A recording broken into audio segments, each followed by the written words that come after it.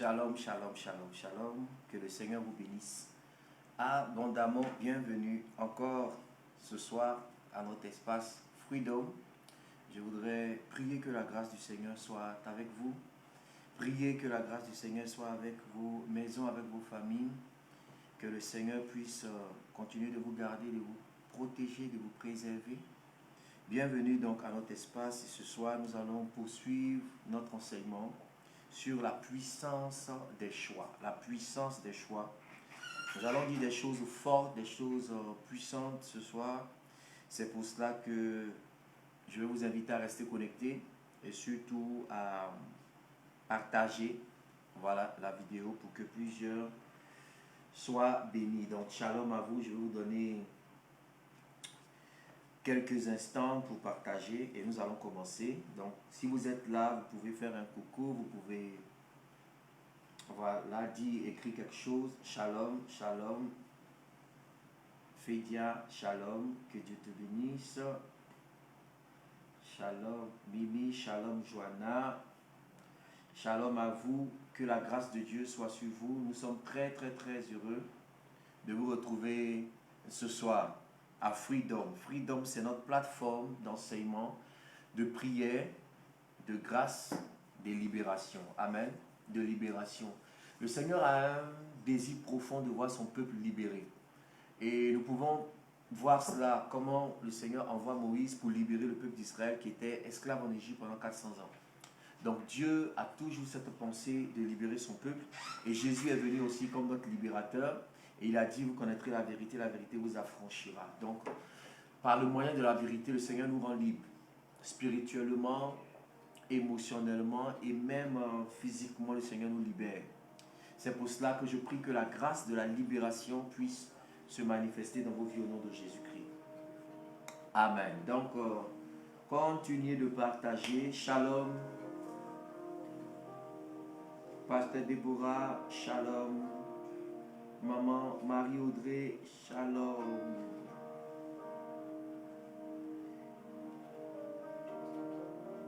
Shalom, Pasteur Maxime. Voilà, shalom. Donc, je crois que vous savez comment il faut partager. Il faut liker, cliquer sur partager.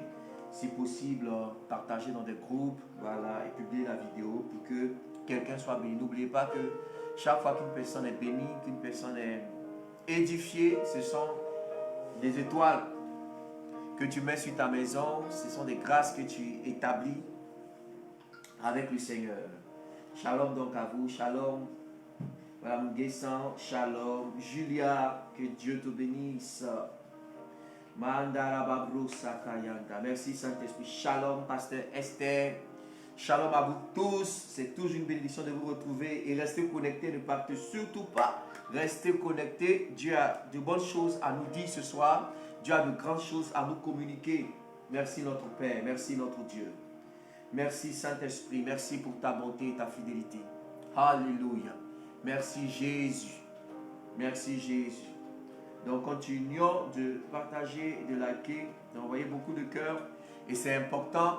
Nous allons parler donc de la puissance des choix. Nous avons commencé vendredi dernier, la puissance des choix. Et nous avons parlé du choix le plus important de la destinée. C'est le choix de l'éternité. Amen. Le choix de l'éternité.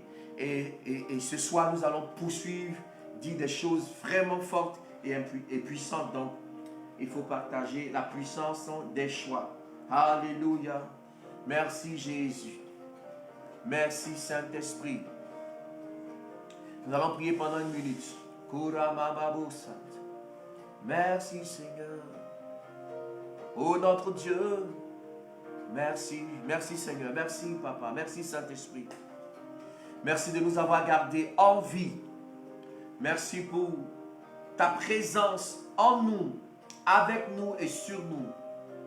Merci pour ton soutien. Merci pour la libération dont nous jouissons en Jésus-Christ de Nazareth. Et merci pour ta parole vivante et permanente, capable de nous restaurer, de nous guérir. Tu envoyas ta parole et ta parole nous guérit. Seigneur, ce soir, libère encore une grâce. Libère encore une parole pour nous guérir, pour nous aider. et pour nous édifier. Merci Seigneur. Au nom de Jésus. Amen, amen, amen, amen. Merci Saint-Esprit. Bienvenue, bienvenue à vous. Si vous êtes là, faites un coucou. Que Dieu bénisse. Térébène de gloire. Yes, yes, yes. Glory be to God. Donc continuons. Nous allons monter un peu, Maman Buscade. Amen. Que Dieu te bénisse, maman. Que Dieu te bénisse, maman. Yes. Alléluia. Nous avons encore 1 minute, nous tous, pour pouvoir partager. 1 minute encore pour partager. 1 minute, 1 minute, 1 minute, 1 minute, 1 minute. Alléluia. Nous bénissons le Seigneur pour les témoignages favorables que nous recevons de certains enseignements qui bénissent la vie de plusieurs. Nous rendons grâce à Dieu pour sa bonté, pour sa fidélité. Notre raison d'être et notre joie, c'est d'être des sources de bénédiction. Et quand quelqu'un est béni, nous sommes dans la joie, nous rendons grâce à Dieu. Nous rendons grâce à Dieu. Nous rendons grâce à Dieu. Donc ne partez pas, restez. Merci Jésus. Alors nous allons commencer. Nous allons commencer avec l'enseignement de ce soir. Et je prie qu'après nous puissions avoir quelques temps pour prier parce que le thème est vraiment très fort ce soir. Et nous voulons que le Seigneur nous aide véritablement. Alléluia. Nous parlons donc de la puissance des choix. Et si vous vous souvenez, nous avons dit que, vous savez, dans la vie, c'est important de savoir choisir. Alléluia. Parce que nous sommes aujourd'hui le résultat de nos choix d'hier. Et notre destinée, notre avenir, notre demain, n'est-ce pas, sera déterminé par les choix que nous faisons aujourd'hui. Et nous avons compris ensemble que Dieu nous a créés avec le libre arbitre. Donc, Dieu ne va jamais s'interposer entre nous et nos choix. Dieu ne va jamais se mettre entre toi et tes choix. Parce que chacun de nous est responsable de ses choix. C'est pour cela qu'il est très important et de faire référence toujours à l'esprit de conseil, à cette dimension du Saint-Esprit, l'esprit de conseil pour pouvoir choisir dans tous les domaines de notre vie. Tout ce qui nous arrive, ça dépend de nos choix. Et nous avons compris ensemble qu'il y a des choses que nous n'avons pas choisies. On n'a pas choisi notre famille, on n'a pas choisi notre père, notre mère. On n'a pas choisi notre race, on n'a pas choisi notre jour de naissance. On n'a pas choisi notre taille. On ne choisit pas la couleur de nos yeux, n'est-ce pas? Mais ces choses-là, nous les considérons comme une grâce de Dieu. Et que personne donc ne méprise sa personne, parce que la Bible nous encourage à nous aimer nous-mêmes. La Bible déclare: aime ton prochain comme toi-même. Pour aimer quelqu'un d'autre, c'est important que tu aies un peu d'amour pour toi, et c'est important. Vous voyez, et David a pu dire: je te bénis Seigneur de ce que je suis une créature si merveilleuse. Apprends à t'apprécier, apprends à apprécier ta taille, à apprécier ton teint, à apprécier, n'est-ce pas, la couleur de tes yeux, à apprécier la famille que Dieu te donne, parce que c'est des choses que tu n'as pas choisies. Alléluia. Voilà. Tu n'as pas choisi ces choses. C'est inné. Vous voyez? Et tout ce qui est inné doit être apprécié comme étant la grâce de Dieu. C'est pourquoi un enfant de Dieu doit dire: Seigneur, je te bénis de ce que je suis une créature si merveilleuse. Alléluia. Je suis une créature si merveilleuse. C'est important parce qu'il y a beaucoup de personnes qui ont comme un complexe, n'est-ce pas? Beaucoup de personnes qui se déprécient, beaucoup de personnes qui n'arrivent pas à rendre grâce à Dieu pour leur vie, pour leur physique, pour leur famille. Mais il faut pouvoir dire merci à Dieu pour le Père qui t'a donné, pour la mère qui t'a donné, pour les frères qui t'a donné.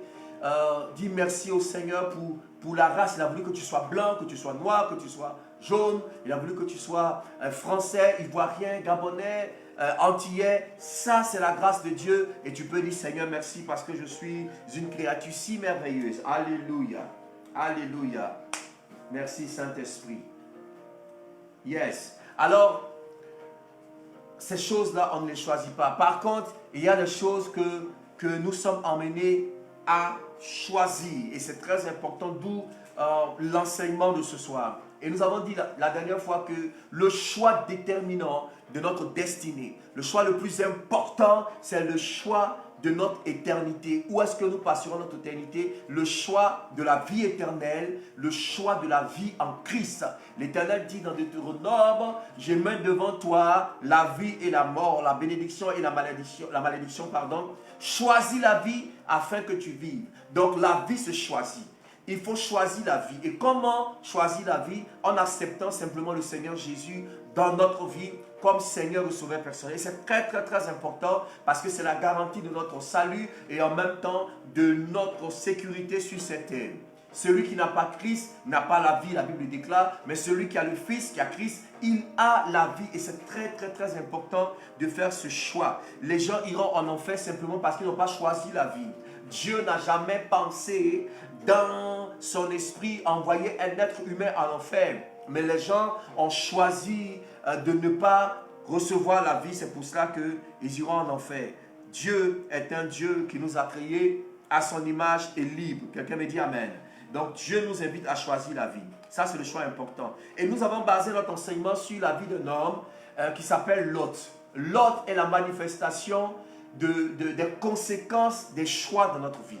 Et je veux m'appuyer sur l'histoire de Lot pour pouvoir nous enseigner ce soir, nous parler ce soir et nous édifier ce soir. Lot donc est la manifestation des conséquences des choix dans la vie de toute personne et nous allons étudier cela ensemble. Lot a commencé par faire un bon choix. Il a suivi Abraham. Il a épousé la foi d'Abraham. Et donc Lot, c'est comme un enfant de Dieu, comme un chrétien. Il a accepté le Seigneur. Mais vous savez, quand nous acceptons le Seigneur, c'est le commencement d'une destinée glorieuse. C'est le commencement d'une aventure merveilleuse avec le Seigneur. Mais cette aventure, n'est-ce pas, est marquée par des choix importants de notre vie. On peut être enfant de Dieu, on peut être chrétien et faire de mauvais choix qui vont entraîner vraiment notre vie, notre destinée dans le décor. Donc l'enseignement vient pour aider un enfant de Dieu, pour aider quelqu'un à faire de bons choix, pour ne pas que ta vie, ta destinée soit complètement dévorée ou avalée. Quelqu'un me dit Amen. C'est pour cela que nous parlons ce soir. Donc beaucoup d'enfants de Dieu souffrent. Beaucoup d'enfants de Dieu ont des problèmes, ont des difficultés à cause des choix qu'ils ont eu à faire. À cause des choix. Et c'est très très très important. On peut être enfant de Dieu et puis être malade et souffrir et avoir beaucoup de problèmes. Pas forcément parce que le diable est venu nous détruire ou bien Dieu nous a abandonnés, mais simplement à cause des choix que nous avons eu à faire. D'où l'importance et la pertinence de cet enseignement. Quelqu'un me dit Amen. Jesus. Est-ce que les gens sont là? Est-ce que vous êtes là? Est-ce que vous êtes là? Shandalamabusa. Est-ce que vous partagez? Est-ce que vous êtes là? Yes, God. Amen. Alors, bien aimé, on peut dénommer 4 choix importants dans la vie de tout homme. 4 dimensions de choix importants. Les 4 choix principaux de votre destinée pour assurer votre bonheur, votre épanouissement, pour assurer votre destinée. 4 choix. Mais tous les jours, nous faisons des choix tous les jours. Mais les choix principaux. Et ces 4 choix, si vous arrivez à les marquer, à les comprendre et à faire le bon choix, votre vie est garantie, je vous l'assure, au nom de Jésus-Christ de Nazareth. Le premier des choix, c'est le choix de l'éternité. Comme on a dit déjà. Choisis la vie, choisis Jésus. Premier choix. Et c'est le plus important. C'est le plus important. Parce que c'est une question d'éternité. L'éternité ne peut pas être comparée à 1000 ans de vie sur terre, à 1 million d'années, à 10 milliards d'années, parce que l'éternité, c'est la dimension de ce qui ne finit pas. Donc, c'est important de passer l'éternité avec Dieu dans la grâce, dans le bonheur, dans la joie, dans l'abondance, au lieu de passer l'éternité en enfer, dans la souffrance, dans la soif, dans la faim, dans la honte, dans le désarroi. Donc, le premier choix indispensable, déterminant d'une destinée, c'est le choix de l'éternité. Et tu as fait le bon choix si tu as Jésus. Maintenant, tu peux avancer. Le deuxième choix important, après celui de l'éternité, c'est le choix du caractère. Le choix du caractère.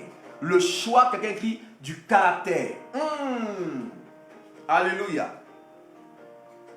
Le troisième choix, on va revenir. Le troisième choix important pour ta destinée après le choix de ton caractère, c'est le choix de ton conjoint, ton mariage, ton époux, ton épouse, le choix de la personne avec qui tu passeras toute ta vie sur cette terre, le choix du conjoint. Comment choisir son conjoint, on en parlera. Comment choisir sa personne. Quelqu'un me dit amen. Le mariage.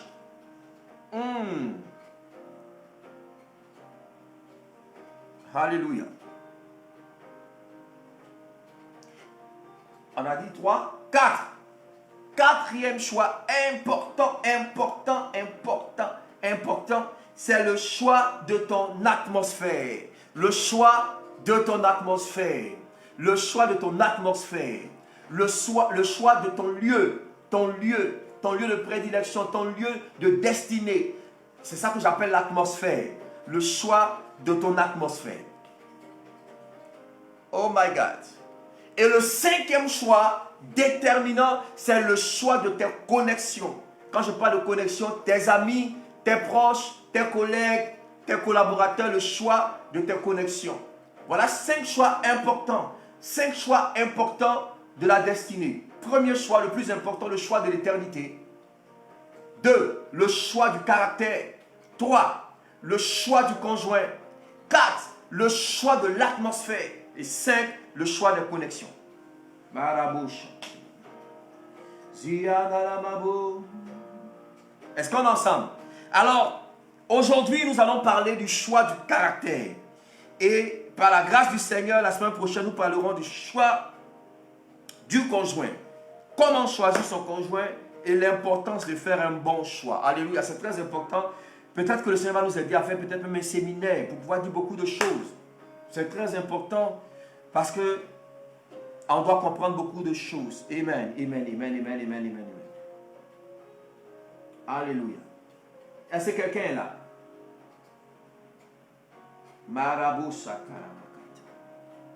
C'est ça. Vous avez compris? Donc, c'est très important. Aujourd'hui, nous parlons donc du choix du caractère. Le choix du caractère. Le choix du caractère. Nous allons nous baser sur la vie de Lot. Amen. Sur la vie de Lot.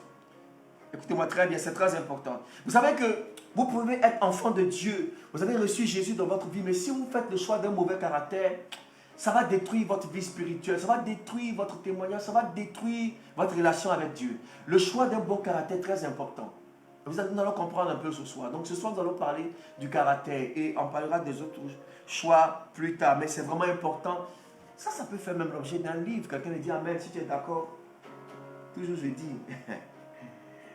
Alléluia. La puissance des choix. On doit faire un livre là-dessus. Quelqu'un doit être béni par cela. Donc les 5 dimensions, les 5 choix primordiaux, importants dans la vie d'une personne. Et ce soir, nous parlons du choix du caractère. Yes, God. Le choix du caractère. On définit le caractère d'une personne comme la manière dont une personne réagit habituellement dans une situation donnée. Comment est-ce que tu réagis? Mais quand on pousse plus loin spirituellement, comment est-ce que tu penses? Comment est-ce que tu réfléchis? Comment tu fonctionnes avec Dieu, avec toi-même et avec ton entourage, avec les gens autour de toi? Comment tu fonctionnes avec Dieu? Comment tu fonctionnes par rapport à toi-même? Comment tu fonctionnes par exemple par rapport à tous ceux qui t'entourent? Comment tu réagis dans une certaine situation? Quel est le type de caractère que tu as? Bien-aimés, enfants de Dieu, nous avons besoin d'avoir un caractère divin. Le caractère de Dieu. Parce que vous savez avec moi que le problème que Dieu a avec nous, entre griffes, c'est un problème de caractère. C'est un problème de caractère. Dieu n'a pas de problème pour nous bénir. Dieu n'a pas de problème pour nous donner l'onction. Dieu n'a pas de problème pour s'investir en nous, pour nous accorder tout ce dont nous avons besoin. Le niveau élevé d'onction pour le servir tout. Mais le problème que nous avons avec Dieu ou que Dieu a avec nous, c'est le problème de notre caractère. Est-ce que notre caractère va avec l'onction que nous portons? Est-ce que notre caractère bouge avec la pensée de Dieu pour notre destinée? Est-ce que nous avons le caractère que Dieu veut? C'est ça qui est important. Alléluia. Yes, d'accord. Nous aurons le livre. On aura le livre très bientôt. On aura le livre très bientôt au nom de Jésus-Christ. Shalom, maman Louise. Dieu te bénisse. Alléluia. Voyez un peu. Et c'est très important. tous les problèmes que nous avons dans l'église, 80% c'est lié au caractère. C'est lié au caractère. 90% des difficultés que nous avons dans notre propre vie, c'est lié à notre caractère. C'est lié à notre caractère. Et c'est important. Et c'est important. Alors, Lot, dans notre histoire, dans notre voyage ici, représente un enfant de Dieu. Mais un enfant de Dieu qui a fait de mauvais choix. Et Lot, après le choix de l'éternité, a commencé à faire une succession de mauvais choix. Et premièrement, il a fait le choix d'un mauvais caractère. Lot a fait le choix d'un mauvais caractère. Lot a fait le choix d'un mauvais caractère. Et c'est ce que nous allons étudier ce soir. On y va. La Bible déclare, lisons Genèse chapitre 13. Genèse chapitre 13. Genèse chapitre 13. Dans Genèse chapitre 13, la Bible déclare verset 1. Abraham remonta d'Égypte vers le midi, lui, sa femme et tout ce qui lui appartenait, et Lot avec lui. Abraham était très riche en troupeaux, en argent et en or. Il dirigea ses marches du midi jusqu'à Bethel, jusqu'au lieu où était sa tente au commencement entre Bethel et Haï, au lieu où était l'autel qu'il avait fait précédemment. Et là, Abraham invoqua le nom de l'Éternel. Verset 5. Lot, qui voyageait avec Abraham, avait aussi des brebis, des bœufs et des tentes. Et la contrée était insuffisante pour qu'ils demeurent ensemble, car leurs biens étaient si considérables qu'ils ne pouvaient demeurer ensemble. Il y eut querelle entre les bergers des troupeaux d'Abraham et les bergers des troupeaux de Lot. Les Cananéens et les Phérésiens habitaient alors dans le pays. Abraham dit à Lot, qu'il n'y ait point, je te prie, de dispute entre moi et toi, ni entre mes bergers et tes bergers, car nous sommes frères. Tout le pays n'est-il pas devant toi? Sépare-toi donc de moi. Si tu vas à gauche, j'irai à droite, et si tu vas à droite, j'irai à gauche. La Bible déclare au verset 10 que Lot leva les yeux et vit toute la plaine du Jourdain qui était entièrement arrosée. Avant que l'Éternel ait détruit Sodome et Gomorrhe, c'était jusqu'à Soar, comme un jardin de l'Éternel, comme le pays d'Égypte. Lot choisit pour lui toute la plaine du Jourdain et il s'avança vers l'Orient. C'est ainsi qu'ils se séparaient l'un de l'autre. Quelqu'un dit Amen. Amen. Laissez-moi lire les deux prochains versets. Verset 12. Abraham habita dans le pays de Canaan et Lot habita dans les villes de la plaine et dressa ses tentes jusqu'à Sodome. Verset 13. Les gens de Sodome étaient méchants et de grands pécheurs contre l'Éternel. Les gens de Sodome étaient méchants et de grands pécheurs contre l'Éternel. Le choix donc du caractère. Le choix du caractère. Bien aimé, écoutez-moi bien. Histoire. Quelqu'un dira. Vous connaissez bien cette histoire.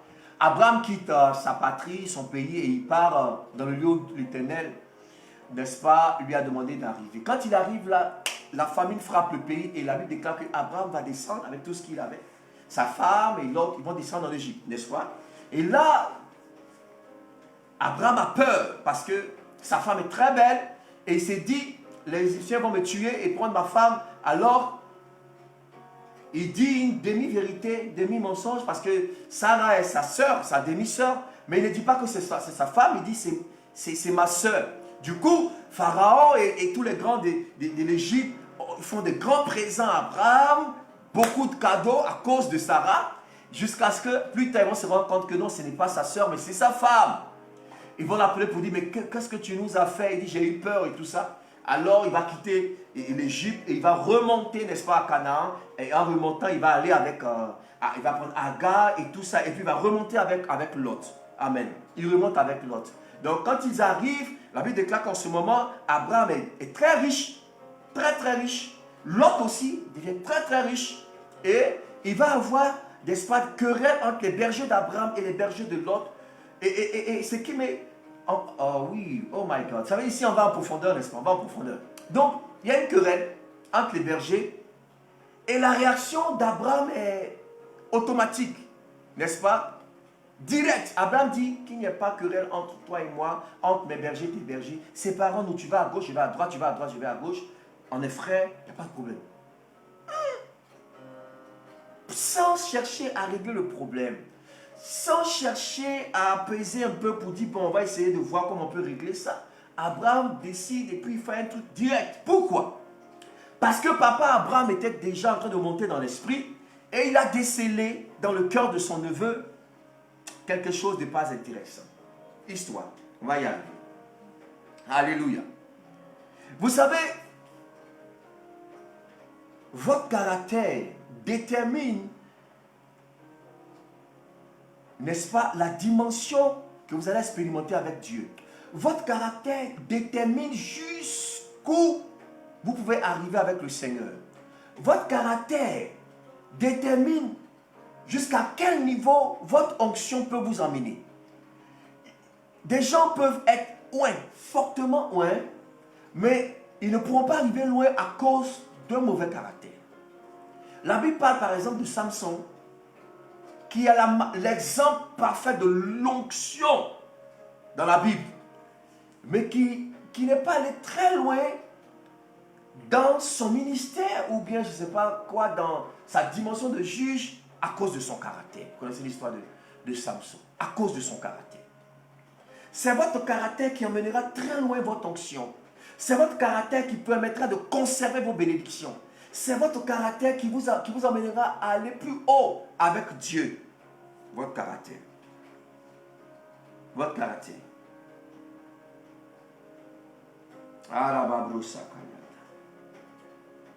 Merci Jésus. Écoutez-moi bien. Premier point, en parlant du caractère, on va citer 4 points ce soir. On va faire 4 points ce soir. Déjà, premier point, c'est que Lot a manifesté de l'ingratitude. Lot était ingrat. Ingrat. Premier point, Lot est ingrat. De l'ingratitude. Pourquoi? Parce que aujourd'hui, Lot est riche à cause d'Abraham. Aujourd'hui, Lot, il a ses troupeaux à cause d'Abraham. Il a des tentes à cause d'Abraham. Il est parti avec Abraham, il est devenu riche comme Abraham. Abraham n'a pas eu de problème à partager sa richesse avec son neveu. Abraham n'a pas eu de problème à le mettre en grippe dans ses connexions. Et Lot a prospéré. N'est-ce pas? Lot a prospéré. Je vais vous démontrer cela.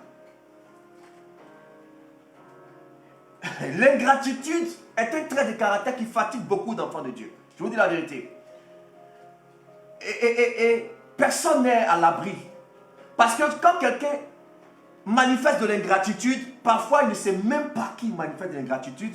Parce que le diable a donné une très bonne raison, une très bonne excuse d'être ingrat. Oui, une très bonne excuse d'être ingrat. Beaucoup de gens manifestent de l'ingratitude. Vous vous souvenez de l'histoire de Jésus, les 10 lépreux. 10 lépreux, quand vous êtes lépreux au temps de Jésus, c'est grave mes amis. Vous êtes bannis de la société, vous ne pouvez rien faire, pas de travail, pas de mariage. Vous êtes, je pense que la lèpre était contagieuse, n'est-ce pas? C'est fini pour vous. Et voilà des gens rejetés, abandonnés par leur famille, abandonnés par tout le monde. Et ils rencontrent Jésus. Jésus déclare, allez vous prendre au sacrificateur. Pendant qu'ils partent, ils sont guéris en chemin. La Bible déclare que il n'y a qu'un seul, et en plus un Samaritain, qui va rebrousser chemin pour venir dire merci au Seigneur. Jésus dit, mais ils étaient 10. Où sont passés les 9 autres? Comme on dit, ils sont rentrés en bourse. Il y a un qui a couru pour dire, ah moi, il y a longtemps, il devait me marier là. La fiancée m'attend, si je ne vais pas vite, elle peut prendre quelqu'un d'autre. Paf! Il allait prendre sa fiancée. L'autre, il y avait un contrat qui l'attendait rapidement. L'autre allait construire, achever sa maison. Ils ont oublié même celui qui leur a fait du bien. Bien-aimé, dans la nature de l'être humain, il y a comme un fondement d'ingratitude depuis le péché originel. Personne n'est à l'abri. Personne n'est à l'abri. Lot a été ingrat. Lot, si aujourd'hui tu as des biens, la raison pour laquelle tu fais par là, tu as dit que tu fais par là sur l'affaire de troupeau là. Mais qui t'a donné ces troupeaux? Qui t'a donné ces troupeaux? Alléluia. Tu as oublié que c'est à cause de papa Abraham que tu es riche aujourd'hui. Tu as oublié que c'est à cause de papa Abraham que tu as des troupeaux. Et aujourd'hui, j'arrive. J'allais en profondeur. Il y a un problème comme ça. Regardez l'attitude de Lot devant le problème. Quand papa Abraham lui dit, choisis.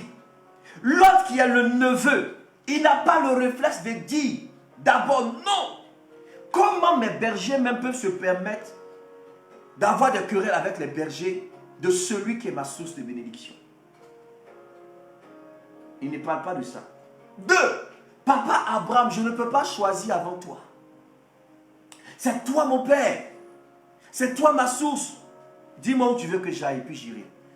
La Bible déclare que Lot a levé les regards. Ah, tonton Lot, excuse-moi.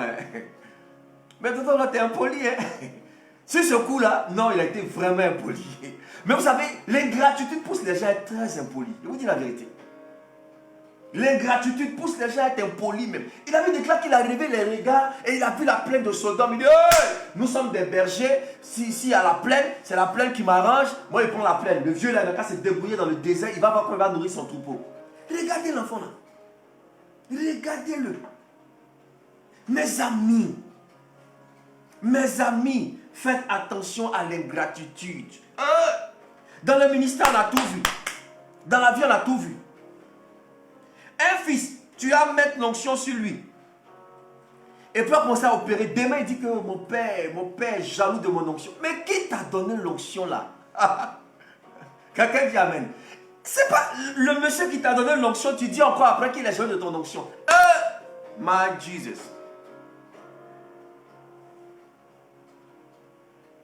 Mes amis, faites attention. Personne n'est à l'abri de l'ingratitude. Je pense que papa Abraham, effectivement, a eu mal. Il a eu mal de dire, mais regardez, l'enfant là, que je voyais en lui mon héritier. Je n'ai pas d'enfant. Je le vois comme mon fils. Et regardez comment il se comporte. Mes amis, l'ingratitude fait mal. Mais nous devons lutter. C'est pourquoi la Bible, je comprends pourquoi la Bible dit, soyez reconnaissants. Soyez reconnaissants. C'est un trait de caractère important. La reconnaissance. Soyez reconnaissants par rapport à toutes les personnes qui vous ont béni un jour. Toutes les personnes qui vous ont fait du bien un jour. Vous pouvez être ensemble, vous pouvez ne plus être ensemble. Mais vous n'avez pas besoin, si vous n'êtes plus ensemble, de faire du mal à cette personne, de salir cette personne, de dénigrer cette personne, simplement parce que vous n'êtes pas ensemble. Il faut garder l'esprit de la reconnaissance. La Bible dit que celui qui est reconnaissant, là, son sacrifice plaît à Dieu. Ça veut dire que si vous n'êtes pas reconnaissant, tout ce que vous pouvez faire comme prière, comme adoration, Dieu n'accepte pas ça. Hey! Je vais plus loin maintenant.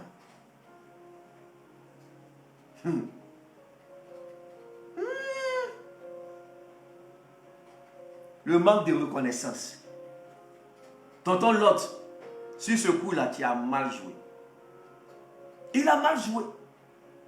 Mais vous savez, peut-être la semaine prochaine, vous comprendrez. Papa Abraham, c'est un gars qui a du discernement. Il a su que le petit est dangereux.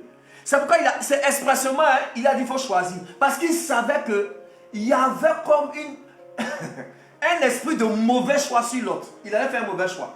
Quand quelqu'un vous dit, choisis, ayez peur, ne parlez pas de choisir pas vite. Il savait très bien que le petit avait fait un mauvais choix. Il le connaissait. Il le connaissait. Écoutez, dans cette crise-là, papa Abraham a décelé en même temps le trait de caractère de l'autre. Et il a dit, ce caractère-là, je ne peux pas bouger avec. Et c'était poussé même par Dieu. Parce que la présence de l'autre allait continuer de créer des problèmes dans l'atmosphère d'Abraham. On va comprendre ça plus tard. C'est pourquoi la Bible déclare qu'après que l'autre soit séparé d'Abraham, l'Éternel a commencé à parler à Abraham. N'oubliez pas ce qu'on a dit la dernière fois. L'autre signifie voile. Et n'oubliez pas l'arrière-plan de l'autre, son background. D'où il est quitté depuis son père. L'esprit de non-accomplissement, de la mort prématurée, comme un esprit qui le suivait et qui le poussait à faire de mauvais choix. Écoutez, pourquoi cet enseignement? Il y a des personnes il y a comme un esprit de mauvais choix sur leur vie. Des personnes qui font toujours de faux choix dans leur vie, qui ont des problèmes. Je suis là pour vous aider avec la grâce de Dieu. Afin d'enlever cette atmosphère sur votre vie au nom de Jésus-Christ. Je déclare, je prophétise que après cet enseignement, l'Éternel enlève cette atmosphère de mauvais choix sur ta vie. Afin que tu ne fasses que de bons choix. Au nom de Jésus, quelqu'un me dit Amen. Oh my God.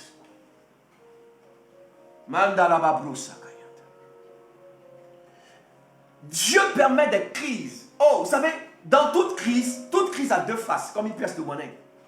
N'est-ce pas? Deux faces. Le problème, c'est que parfois, on est trop concentré sur une seule face. Toute crise, dans votre vie, dans votre famille, dans votre ministère, dans les nations, même la crise, quand on vit avec le virus, il y a toujours deux faces dans toute crise. La première face, c'est la face de la douleur, la souffrance, privation. Ça fait mal. Et l'autre face de toute crise, c'est l'enseignement à tirer, la leçon à tirer, pour pouvoir provoquer une percée. Donc, les instructions pour provoquer la percée. Donc, toute crise dans votre vie a deux faces. La face douloureuse et la face pédagogique qui vous enseigne, n'est-ce pas? La douleur, la souffrance, mais en même temps, l'enseignement à tirer qui provoque la percée. L'enseignement qui provoque la percée. Oh my God.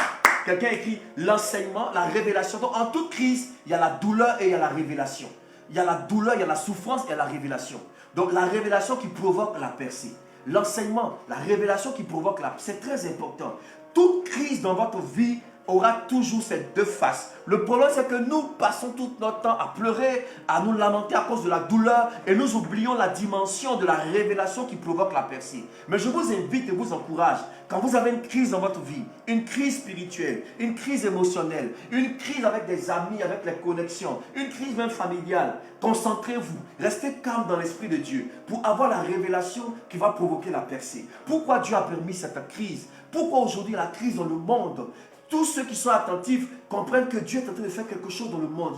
Il y a un bouleversement dans le monde qui est en train de se faire aujourd'hui. Il faut avoir la révélation pour entrer dans la percée de Dieu. Vous comprenez? Et toute crise, c'est comme ça. Les deux faces de la crise. Dans cette crise-là, familiale, de papa Abraham, il y avait les deux faces. Il a eu mal de voir l'ingratitude de son neveu. Il a eu mal de voir que l'autre se sépare de lui aussi simplement et facilement. Il n'a même pas insisté pour dire, papa, non, je ne vais pas, je ne te lâche pas. Hein? Il n'a même pas fait comme elle s'appelle, maman Ruth. C'est ça, non? Avec Naomi. Naomi dit, va-t'en. Je n'ai plus rien pour toi. J'ai plus d'enfants pour toi. Ma vie ressemble à la malédiction. Ne m'appelez plus Naomi qui parle de douceur, de beauté. Appelez-moi Mara qui parle de douleur et souffrance, amertume. Elle dit, je ne vais pas te laisser. Je ne peux pas te laisser. Maman Naomi, je ne vais pas te laisser. Ton Dieu sera mon Dieu. Ton peuple sera mon peuple. Où tu vas mourir, là je vais mourir. Élie dit à Élisée, l'Éternel m'envoie, reste ici. Il dit, je ne vais pas te laisser. L'autre n'a même pas dit. Tonton l'autre n'a même pas dit, je ne peux pas te laisser. Papa Abraham, on a quitté ensemble le territoire de Chaldée. C'est toi qui es ma source, c'est toi qui es ma bénédiction. Si aujourd'hui je suis là, c'est à cause de toi, papa Abraham. Il dit, oh, il a regardé. Le deuxième point par rapport donc au choix du caractère, c'est au niveau de l'autre. Le premier point, il était ingrat. Deuxième point, il était déloyal. Il était déloyal, la déloyauté. L'autre était déloyal. L'autre n'a pas manifesté la loyauté que Ruth a manifestée envers Naomi. L'autre n'a pas manifesté la loyauté que Élisée a manifestée envers Élie. Dès qu'il a eu l'occasion, il est parti direct. Ça veut dire qu'il avait l'intention de quitter même papa. Oh my God. Oh my God. Est-ce que quelqu'un est là? Et l'autre. Tonton l'autre, il nous parle ce soir. Mais je vous dis, faisons attention parce que si on ne fait pas bien, on peut marcher dans les pas de tonton l'autre. La déloyauté. La déloyauté. Lot a manifesté à l'égard de papa Abraham de la déloyauté. Je vais en profondeur. Est-ce que je peux aller? J'y vais. Bien-aimé, écoutez-moi bien, la Bible nous parle. Et la révélation de la parole, c'est fort dans l'esprit. Quand vous naviguez dans la Bible, dans l'esprit, Dieu vous montre des choses. Écoutez-moi bien. Et l'expérience humaine va vous le prouver à vous-même. Pour que les bergers de Lot fassent querelle aux bergers d'Abraham, ça dépend de ce qu'ils ont entendu. Ça dépend de ce qu'ils ont entendu de la bouche de tonton Lot. Quelqu'un me dit Amen. Ça dépend de ce qu'ils ont entendu de la part de l'autre, lui-même leur patron. Et regardez comment l'autre n'a même pas réagi pour corriger et reprendre durement ses bergers. Parce que dans cette tente, il avait l'habitude de parler de papa Abraham. Il avait l'habitude de dénigrer papa Abraham. Il avait l'habitude de dire des choses méchantes sur papa Abraham. Écoutez-moi, la déloyauté. Je lui ai dit, en tout cas, je recule tout esprit de l'autisme. Alléluia. Amen, ma fille. On doit détruire tout esprit de l'autisme, vraiment. Hé, comment tu peux être aussi déloyal? Les bergers de l'autre n'ont pas eu peur. Écoutez, quand vous respectez quelqu'un, quand vous avez de la considération pour une personne, tout votre entourage manifeste le même esprit que vous avez avec cette personne. Je vous dis la vérité. C'est pourquoi faites attention. Quand quelqu'un vous dit « Je t'aime, tu es bien, je suis avec toi », analysez l'entourage de cette personne-là. À votre égard, vous allez savoir les véritables sentiments de cette personne à votre égard. Je vous dis la vérité. Je vous dis la vérité. Moi, dans ma vie, je n'ai jamais cru en quelqu'un qui dit « Je t'aime, je suis avec toi » et puis qui est camarade avec quelqu'un qui n'est même pas, qui veut me tuer. Je ne peux pas croire en ta loyauté, c'est fou. Non, je fais la part des choses, papa, tu sais, j'ai rien contre. C'est faux. Je vous dis, dites que c'est bouche d'or qui dit, c'est faux. Ne croyez pas en quelqu'un comme ça. Il y a une semence de déloyauté. Écoutez-moi bien. L'autre dans sa tente, avec sa femme. Ah, sa femme, on va parler de ça dimanche, la semaine prochaine. Il critiquait papa Abraham. Il ne sait pas pour qui même papa Abraham. Et puis, regarde. Oh, quelqu'un dit... Quelqu'un dirait mal, j'ai enfoncé. Histoire. Rappelez-vous qu'ils sont remontés d'Égypte. Et en Égypte, papa Abraham a commis une erreur. Papa Abraham a menti que Sarah était sa soeur. Oh, c'était sa femme. Peut-être même qu'il a dit à l'autre, plus vont l'autre, son bon neveu, son bon petit. Il dit, fiston, c'est chaud, hein. Donc on s'en va en Égypte là, hein. Voilà, hein. On dit que vraiment Sarah là, c'est ma soeur, hein. Mais les gars, ils peuvent nous tuer, tout ça là. Ils ont fait le quai ensemble, tout. Et puis, il y a eu le problème. Donc quand il remonte là, dans sa tente, là, il dit à sa femme que tu vois, papa Abraham, c'est un marmailleur. Il a mamé les Égyptiens pour avoir le blé, pour avoir les tout. C'est un marmailleur. Il dit que Dieu lui a parlé, regarde comment il peut mentir. Comment tu mens? Dieu t'a parlé, tu mens pourquoi? Sa femme dit, fais attention, hein. Toi, ton affaire de ton oncle Abraham là. Et c'est pas mieux on prend notre troupeau et puis on quitte ici. Parce que s'il a pu mamailler les Égyptiens, il va te mamailler toi-même.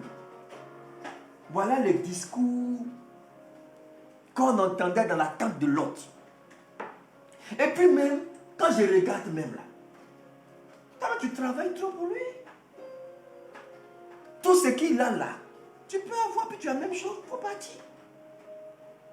Donc la semence de la déloyauté, les paroles de déloyauté ont commencé à se faire entendre dans la tente de Lot. L'esprit d'Abraham, c'est pourquoi j'ai dit, regardez comment papa Abraham a été catégorique. Quand la crise est arrivée, il a perçu la révélation dans la crise pour provoquer la percée. Il dit, petit, séparons-nous en même temps. Sinon, si c'est ici, nous en Afrique ici, là, on négocie toujours, on va régler que non, viens t'asseoir, viens s'asseoir. Qu'est-ce qui se passe? Berger, pourquoi vous avez parlé comme ça? Réglons l'affaire, on est amis, on est frères, tout ça. Il dit, en tout cas, c'est séparé en même temps. Quand on se sépare, là. Pourquoi? Il a cerné l'esprit. Il est pris que Dieu vous donne ce discernement pour cerner les esprits déloyaux, pour ne pas qu'ils vous détruisent. Oh my God. Yes. C'est bon, le volume est bon? C'est bon, hein? Alléluia. Donc, on continue. Vous voyez ça? Donc, c'est à force de critiquer, dénigrer papa Abraham. Les bergers de Lot entendent comment leur patron, Lot, est en train de parler de son oncle. Ils n'ont plus peur. Ils n'ont plus peur. Ils n'ont plus peur. Les bergers d'Abraham viennent maintenant pour faire donner à boire au troupeau. Dire, vous quittez là, hein, votre patron mamailleur là. Qui vous parlez de qui comme ça? Oh, papa Abraham là, c'est un mamailleur. C'est un menteur. Frère, parfois, le test de la déloyauté, le test de la loyauté se manifeste dans la découverte de la faiblesse d'un père, dans la découverte de la faiblesse d'un mentor, d'un patron. Qu'est-ce que vous faites quand Dieu vous montre la faiblesse d'un père? Qu'est-ce que vous faites? Je pense que papa Abraham a dû avoir mal. Hein. Il dit que, petit, parce que je me suis trompé en Égypte, regarde comment tu me traites. Regarde comment tu me traites, petit. Lot était donc déloyal. Alléluia. Il était déloyal. Il était déloyal. Quelqu'un de déloyal, c'est quelqu'un qui ne pense qu'à ses propres intérêts. Quelqu'un qui saisira toujours un semblant d'opportunité pour vous faire du mal. Aujourd'hui, c'est dommage, je vais finir sur ce point-là. L'Église est passée maître dans l'art du dénigrement. Je ne sais pas ce qui se passe. Je pense que dans le camp du diable, là, le démon de dénigrement, là, chaque semaine, le diable lui donne une médaille. Pour dire que toi, tu es trop fort. Tu es le meilleur. L'esprit de dénigrement fait un travail. Je vous assure que les chrétiens, aujourd'hui, sont passés maîtres dans l'art du dénigrement, de la destruction. Les chrétiens aujourd'hui dénigrent facilement. Dénigrent leurs frères. Dénigrent leurs pasteurs. Dénigrent leurs responsables facilement avec de très bonnes excuses.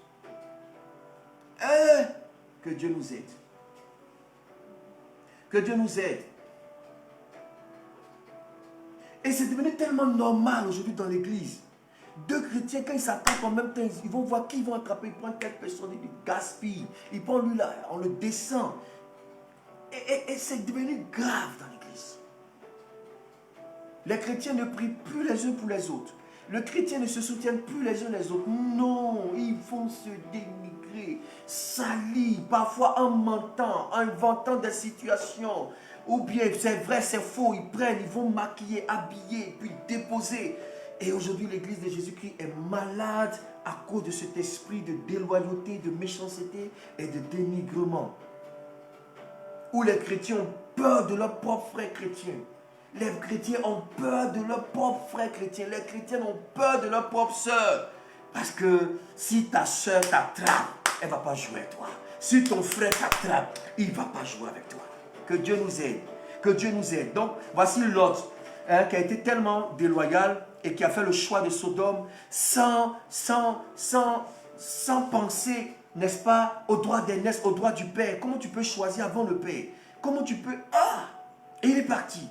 Il est parti. Donc, il était ingrat, il était déloyal. Là, son caractère. Troisième point.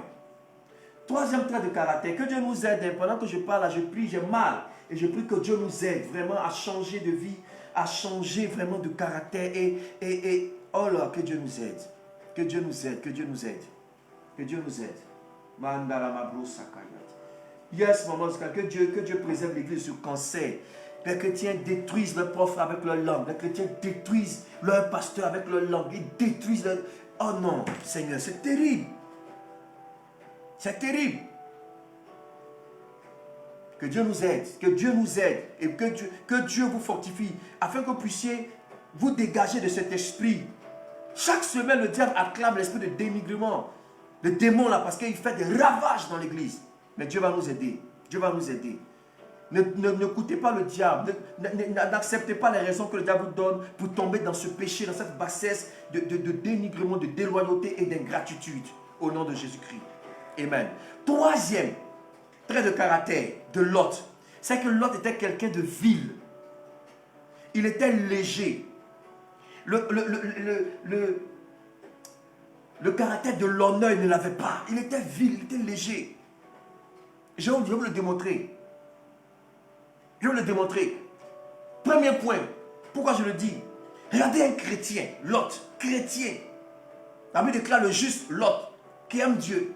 qui s'en va habiter, qui part habiter à Sodome et Gomorrhe. La Bible déclare que les habitants de Sodome et Gomorrhe étaient méchants et de grands pécheurs devant l'Éternel. C'est là que Lot a établi ses tentes. Enfant de Dieu, comment tu peux t'établir dans un territoire de méchanceté? Mais là, je ne vais pas trop développer. On va développer ça fort dans le choix de l'atmosphère. C'est ce que Lot a fait dans le choix de l'atmosphère. Mais ça, c'est quelqu'un qui a un caractère léger. Moi, je ne comprends pas. Je ne peux jamais comprendre des chrétiens qui aiment Jésus, qui aiment le Seigneur. Et puis tous leurs amis autour d'eux, drogués, prostitués, des gens qui vivent mal, mais c'est les vrais amis. Comment tu fais? Comment tu fais? On va arriver à ça. Mais le deuxième point par rapport à ça, par rapport au point de la légèreté, il était vil, il était léger. La Bible dit plus tard, lorsque les anges sont venus détruire la ville de Sodome et Gomorrhe,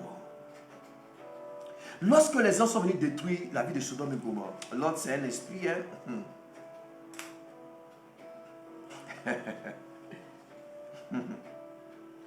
Au verset 8, les anges sont arrivés, mais les anges avaient pris des formes humaines, n'est-ce pas? Ils sont arrivés.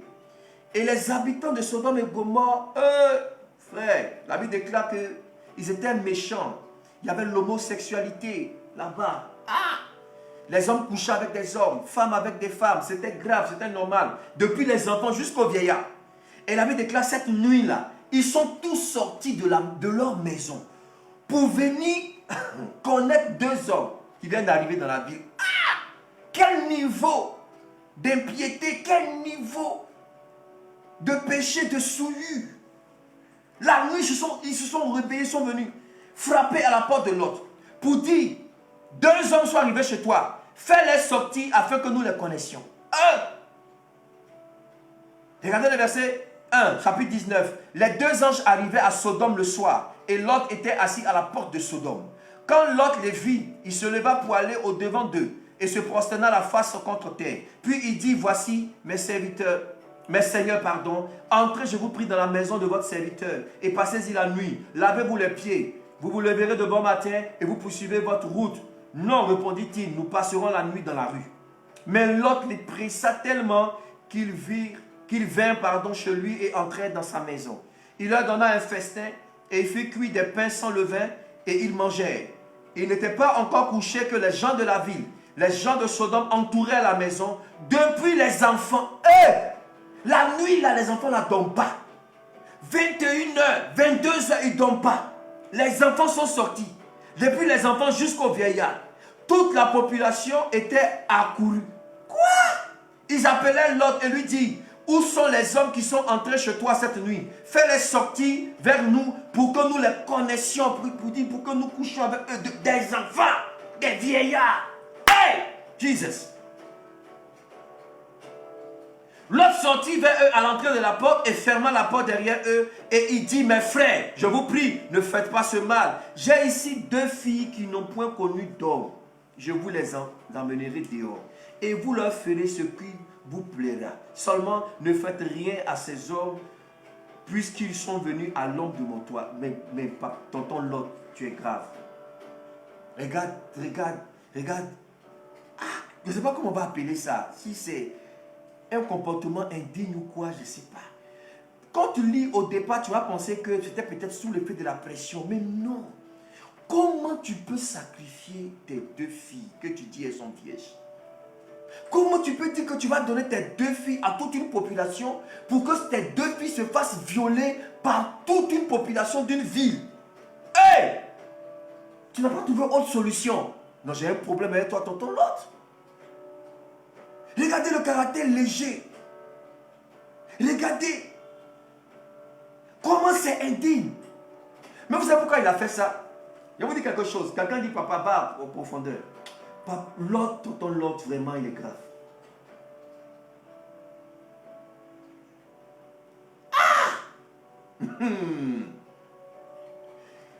Il a reconnu que c'était des anges. Comment il a reconnu? Parce qu'il a étudié à l'école de papa Abraham. Il voyait comment Dieu visitait papa Abraham. Comment les hommes visitaient papa Abraham. Il savait. Donc, le temps qu'il a passé avec Abraham, il a su comment Dieu visite. Il a su comment les anges rendent visite. Donc, il a reconnu la visitation de Dieu. Et pour lui, les anges viennent pour le bénir. Donc il va les recevoir. Ce n'est pas mauvais, c'est important. Il les a reçus pour qu'ils le bénissent. Peut-être que dans sa tête même là, si les anges sont venus vers moi, peut-être que l'Éternel s'est détourné, papa Abraham, pour venir vers moi, pour que je sois élevé, encore plus élevé ici à Sodome. Je serai le plus grand dans le pays. Il y a une bénédiction. Parce que nous savons que quand Dieu te visite, il te bénit. Quand les anges arrivent, il y a quelque chose que tu vas recevoir. Donc l'autre savait qu'il y avait une bénédiction. Mais il ne savait pas la nature de la bénédiction. Il ne savait pas que la bénédiction allait prendre la forme de la préservation pour le faire sortir, pour le délivrer. Pour lui, il est devenu encore plus riche, plus fort. Donc il était prêt à sacrifier ses propres filles pour la bénédiction qu'il allait recevoir. Écoutez-moi bien. Quelle est cette bénédiction que tu cherches au point de sacrifier ta progéniture, au point de sacrifier ta descendance, sacrifier ta postérité?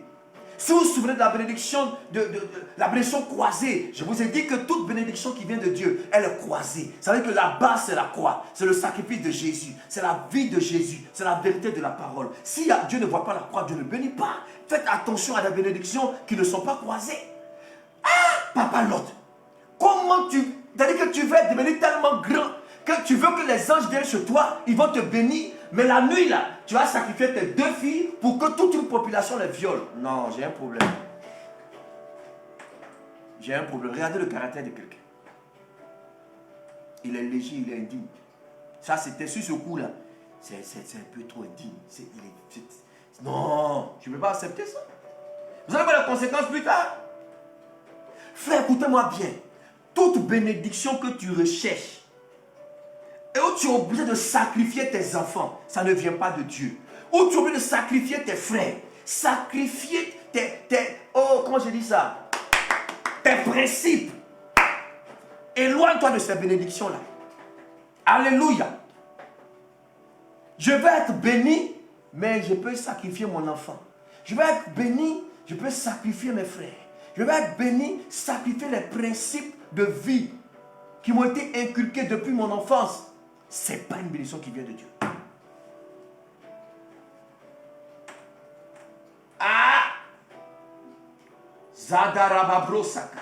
Faites attention à ce mauvais cœur. Comment tu peux livrer tes enfants? Papa l'autre. Comment tu peux faire ça?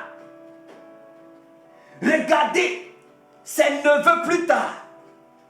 Les fils de son neveu, ses petits-neveux, Siméon et Lévi. Ils ont tué toute une vie des hommes parce qu'un seul homme avait déshonoré leur sœur, Dina. Cet homme a violé leur sœur. Bien qu'ils soient venus demander pardon, c'est vrai, ça a choqué leur papa Jacob. Jacob dit, je pardonne. Ils ont accepté de se faire circoncire pour payer le prix. Mais ils disent, non, notre sœur, comment on peut déshonorer notre petite sœur, vierge? Tu as couché avec elle. Ils les ont tués, ils ont été excessifs dans leur colère. Mais vous comprenez comment ils avaient le sens de l'honneur. Toi, tes propres filles, 2, tu dis elles sont vierges. Et tu dis que je vais vous envoyer mes 2 filles. Faites ce que vous voulez. My God. Ça dit que les enfants, les adultes, vieillards, faites ce que vous voulez de les 2 filles là. Mais les anges là, ne les touchez pas. Ne pensez pas qu'il veut protéger les choses. C'est parce qu'il veut la bénédiction au prix de ses propres filles. Regardez. Et aujourd'hui, nous voyons ça. Hein, le caractère des chrétiens. Il veut la bénédiction à n'importe quel prix. La richesse à n'importe quel prix. L'argent à n'importe quel prix. C'est ça. Ma richesse, même si au prix de mon corps que je livre à un homme, pourvu que j'ai l'argent, j'ai la position, je me livre. Qui a vu? Ça c'est l'esprit de l'autre, c'est du lotisme. Comme je l'ai dit, du lotisme. Alléluia, l'esprit de l'autre est dans l'église aujourd'hui. Les chrétiens sont prêts à sacrifier les choses de valeur pour rien que pour l'éphémère. Vous comprenez un peu? Sacrifier des valeurs éternelles pour des richesses temporelles. Sacrifier des dimensions éternelles pour des choses qui vont passer. Tu veux quelle bénédiction, papa Lot? Vous imaginez comment ça peut choquer ces filles.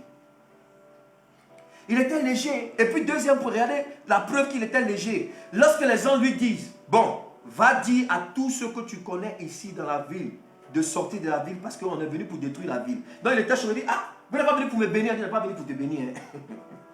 On n'est pas venu pour te bénir, on n'est pas venu te donner des maisons. On est venu te faire sortir d'ici à cause de la prière de ton oncle.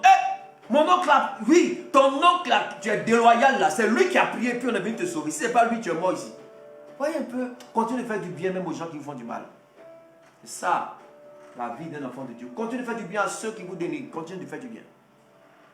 Il est choqué, il dit, ah, mon oncle que j'ai abandonné, mon oncle, les gens disent que c'est à cause de sa prière que nous sommes là. Pour te délivrer. On n'est pas venu te donner des maisons. Hein.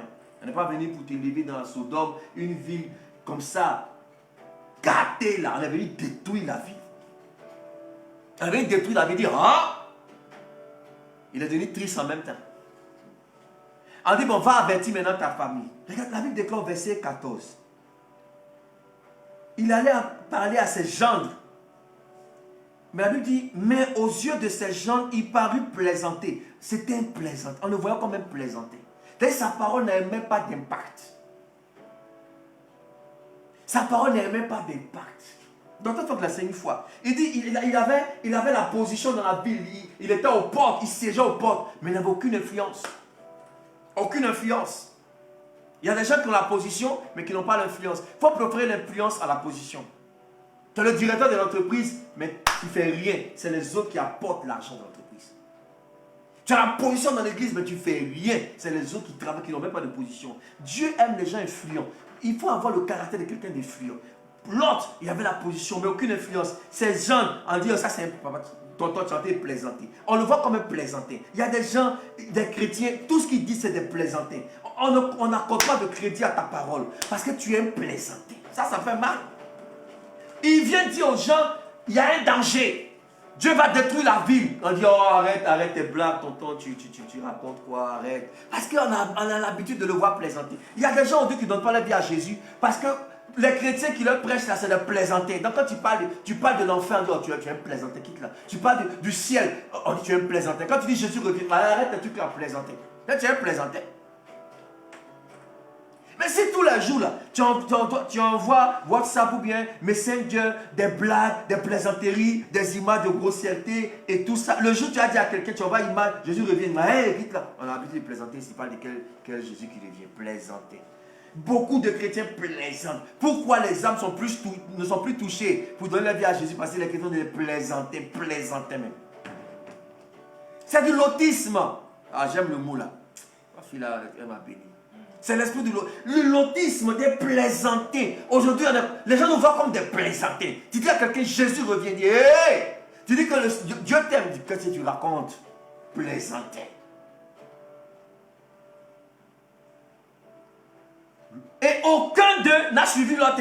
Hein? Ces gens-là, il n'y avait pas un qui dit, mais regardez, quand Dieu parle à Noé, Papa Noé a l'influence sur sa famille. Papa Noé influence ses enfants, influence les femmes de ses enfants. Et ils sont tous entrés dans l'arche. Voici un homme qui a la position et l'influence. Mais tonton Lot est un plaisantin. Tu vois le caractère là? C'est un plaisantin.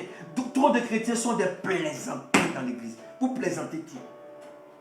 L'un ne se convertissent pas parce que vous êtes des plaisantés. L'un ne donne pas la vie parce que vous êtes des plaisantés. On nous voit comme des plaisantés. On n'est pas là pour plaisanter, oh. Frère. On n'est pas là pour rire. Parce qu'on n'a pas ri pour être là. Hein? On a souffert. Quelqu'un dit Amen. Voyez un peu, bien aimé. Voici le choix du caractère que l'autre a fait. Et je vais finir avec le dernier point. Au niveau du caractère de l'autre. Le dernier point au niveau du caractère, c'est sa mentalité. Parce que votre caractère se forge à partir de votre mentalité. Il avait une mentalité médiocre. Quelqu'un d'autre, la mentalité médiocre. La petitesse dans la mentalité. La petitesse médiocre. Une mentalité médiocre. Une mentalité médiocre. Pourquoi je dis ça? Regardez, au verset 30 du chapitre 19. L'autre vraiment, t'entends l'autre.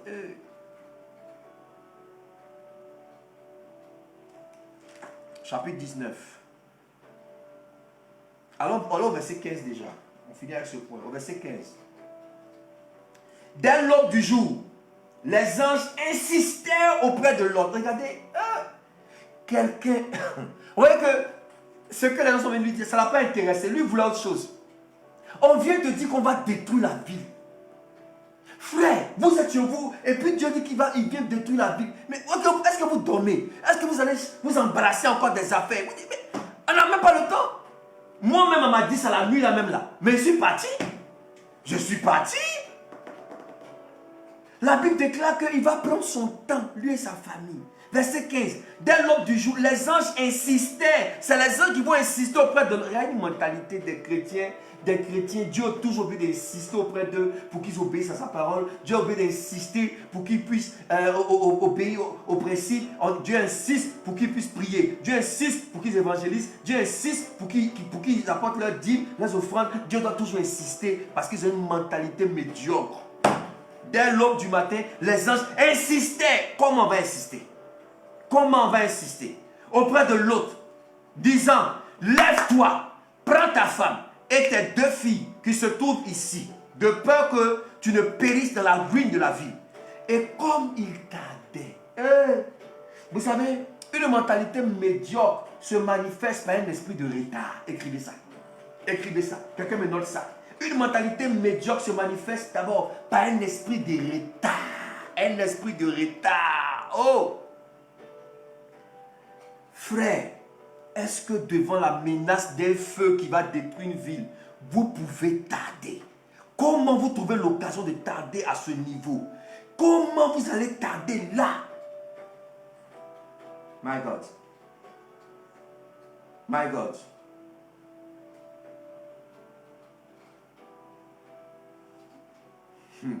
Ah, c'est vrai. Il avait un comportement des moins chers. Ça, c'est quoi? Ça, c'est quoi? Je suis étonné. La Bible déclare, les hommes le saisissent par la main. Comme il tardait, les anges l'ont saisi par la main, lui, sa femme et ses 2 filles, car l'Éternel voulait l'épargner à cause de la prière d'Abraham. Il l'emmenait et le laissait hors de la ville. C'est-à-dire que c'est les anges venus qu'on le prend par la main. Frère, quelqu'un dit que quand vous voyez un homme courir qui est poursuivi par un chien, la vitesse de sa course là, dépend de la taille du chien qui est derrière lui. La vitesse de ta course dépend de la taille du chien qui est derrière lui. Parce que si tu es poursuivi par, tu vois les chiots là, le caniche là de salon là, quand on va dans la maison, tu peux plaisanter. Tu sautes un peu, c'est intéressant, il ne peut pas te mordre, il ne peut rien faire.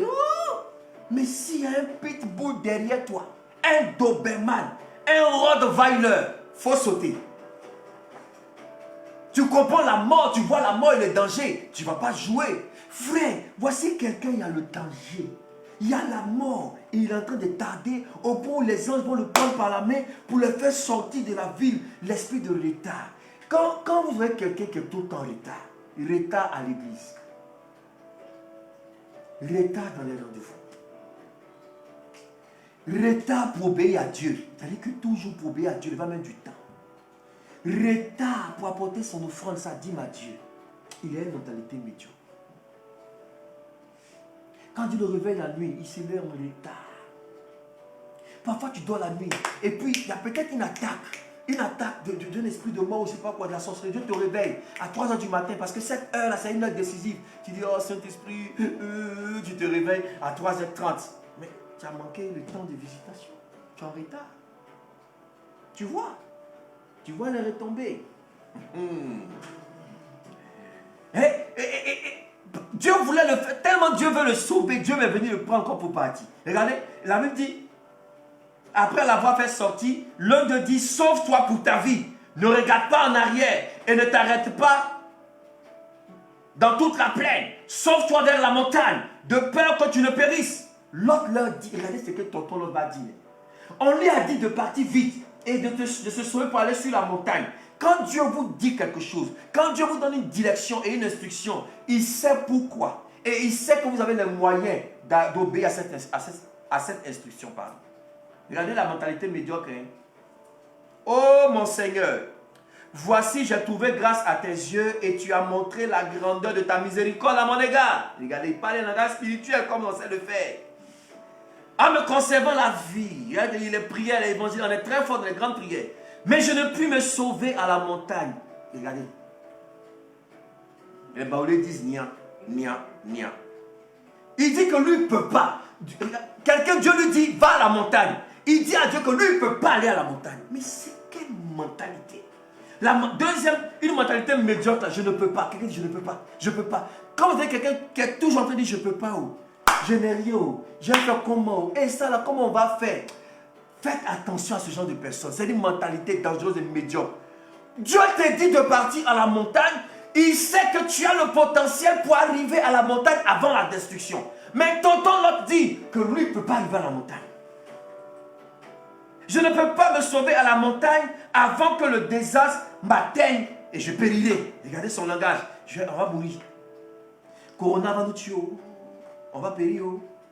On est foutu. Il n'y a plus de travail. Il n'y a plus d'offrande. On est mort. On n'est pas mort. Hein? On va bien vivre au nom de Jésus. Quelqu'un me dit Amen.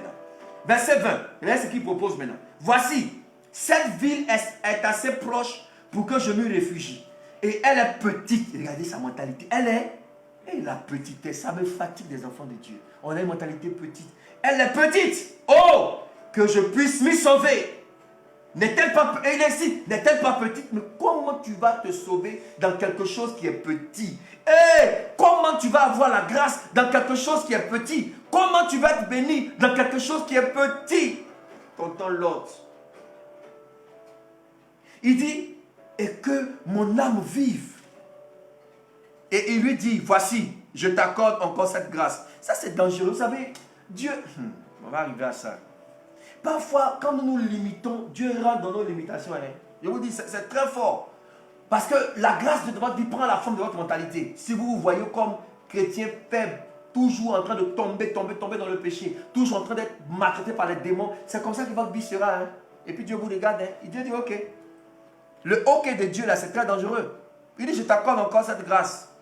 Je ne détruirai pas la ville dont tu parles.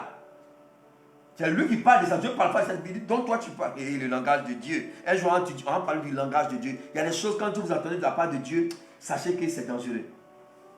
À toi de te réfugier. Car je ne puis rien faire jusqu'à ce que tu sois arrivé. C'est pour cela que l'on a donné à cette ville le nom de Soar. Soar. Soar. Regardez, hein. Dieu lui-même dit à Lot que je ne peux rien faire tant que tu ne sois arrivé. Ça veut dire que tant que Lot n'était pas arrivé sur la montagne, Dieu ne peut pas te détruire. Lui-même, il dit qu'il ne peut pas arriver sur la montagne. Lui va aller asseoir. Si c'est moi là, quand Dieu me dit ça, il dit, donc seulement que tu attends, c'est ok, donc allons sur la montagne, alors puisqu'on m'attend. Voilà la puissance de l'intercession de papa Abraham, à cause de la prière, à cause de l'alliance de papa Abraham. Toi, l'autre comme ça, là, on t'attend. Toi, on t'attend, Dieu t'attend. L'autre dit, on t'attend. Tu as réussi. Alléluia. Quelqu'un me dit Amen. Vous voyez, et il allait à Soar, je me souviens. Docteur Fak enseignait sur Soar. Alléluia. Qu'est-ce qu'il avait dit là même là? Le déclin d'une destinée comme ça, Soar. Si tu es là, rappelle-moi le thème là.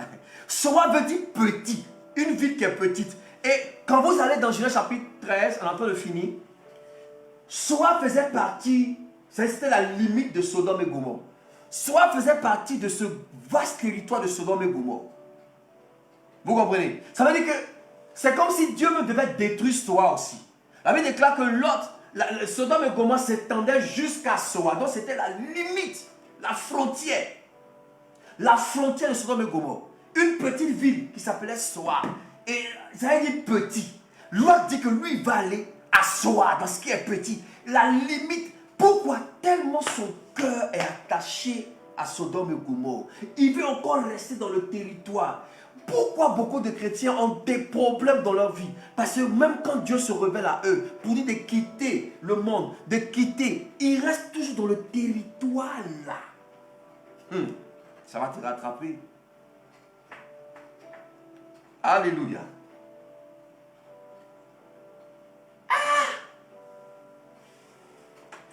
Là, Oh, ça un grand thème même. On doit insister, mais je dis un peu, je prie que Dieu vous aide ce soir à avoir une mentalité élevée, bien aimé. Regarde, Dieu ne peut pas marcher avec quelqu'un qui a une mentalité petite comme ça. Une mentalité de pauvreté, une mentalité de misère, une mentalité médiocre des petites choses. L'autre, petite chose. La Bible dit, le soleil se levait sur la terre lorsque l'autre entra dans soi. Et la révélation est forte. Frère, quand le soleil se lève chaque matin, là, toi tu rentres dans quoi? Tu es encore dans le sommeil, tu rentres dans les critiques, tu es encore dans la tristesse en train de pleurer sur ton lit, les lamentations. Entre dans l'esprit, entre dans la force, entre dans la gloire. Quand le soleil se lève, il faut qu'on te voit entrer dans le rimazo daradege. Il ne faut pas rentrer dans soi, il rentre dans la... Le soleil se lève, lui il rentre maintenant en soi dans la petitesse. Contradiction. Contradiction prophétique. Quelqu'un écrit non, non, non, non, non, non, le soleil ne me trouvera pas à soi. Il faut écrire ça. Le soleil ne me trouvera pas à soi.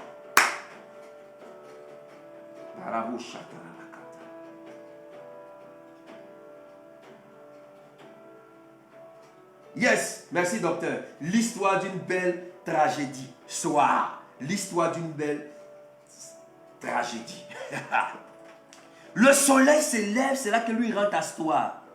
Alors l'Éternel fit pleuvoir du ciel sur Sodome et sur Gomorrhe du soufre et du feu de par l'Éternel. Il détruisit ces villes, toute la plaine et tous les habitants des villes et les plantes de la terre. Verset 26, la femme de Lot regarda en arrière. Elle devint une statue de sel.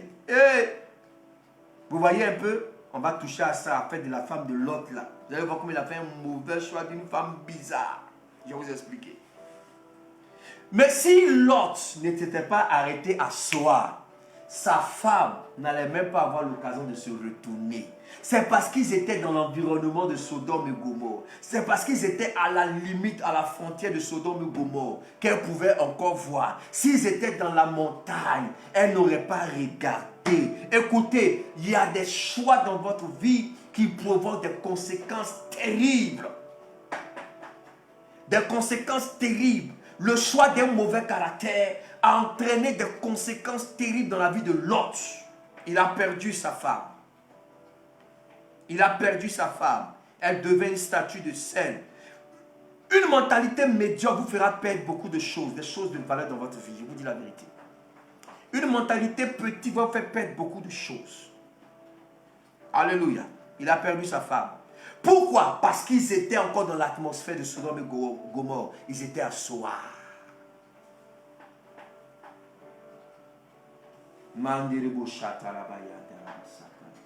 Yes. Oh, mama, yes. Le soleil ne me trouvera pas à soi. Bien aimé, vous comprenez comment il a perdu sa femme. Je finis dans quelques minutes. Oh my God. Regardez maintenant au verset 30. Ce que Lot ne voulait pas faire au bon moment, at the right time, il a fait ça plus tard. Regardez, faire quelque chose qui est bien au mauvais moment, c'est mal. Si Dieu vous dit faites ça maintenant, vous faites ça après, vous avez manqué la grâce. Ce que Lot ne voulait pas faire, il a fait ça. Ce qu'il a refusé de faire au verset 20 là. C'est ça, non? Verset 18, il dit, oh, je ne peux pas. Ce qu'il a refusé au verset 18 là, verset 19, il a fait ça au verset 30.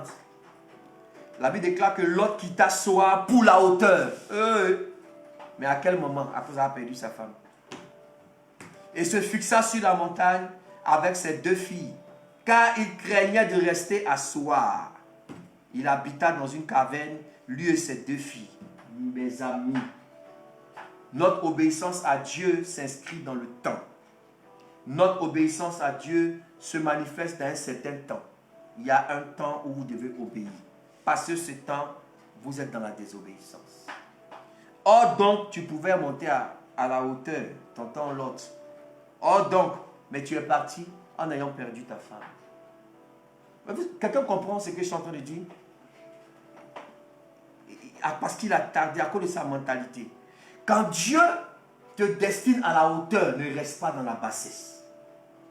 Quand Dieu te destine à la hauteur, ne reste pas dans la bassesse. Quand Dieu t'appelle à la montagne, Qu'est-ce que tu fais dans la vallée?